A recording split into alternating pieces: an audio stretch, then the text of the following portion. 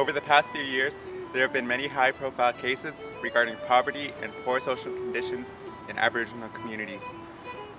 Whether it's missing and murdered women, the housing crisis in Attawabascat, residential school settlements, or a lack of potable water.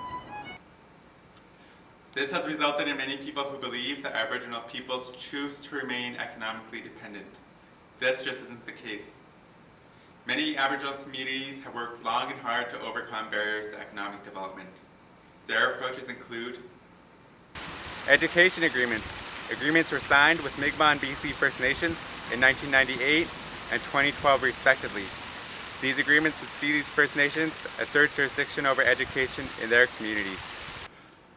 The First Nations Statistical Management Act, giving real property taxation powers to First Nations, creating the First Nations Tax Commission, the First Nations Financial Management Board, the First Nations Finance Authority, and the First Nations Statistical Institute. Furthermore, relevant sections of the Indian Act no longer apply. The First Nations Land Management Act. This act gives First Nations more authority over the management of their lands, including the authority to grant property rights and management of the environment. As well, relevant sections of the Indian Act no longer apply. Increased organizational activities such as the AFOA, CANDU, and the CCAB.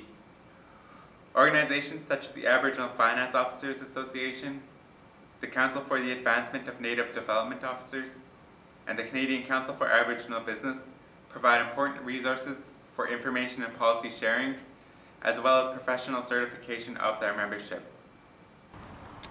Settlement of land claims. Settlement of past grievances is an important part of moving forward. In the past, governments often expropriated Aboriginal lands to the detriment of Aboriginal economies.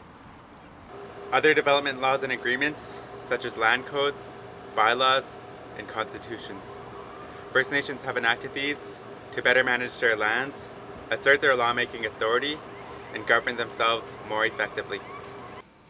Education.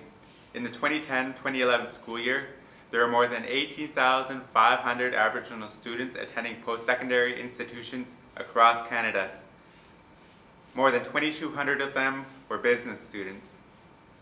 These are just a few initiatives undertaken by Aboriginal communities across Canada to redevelop their economies.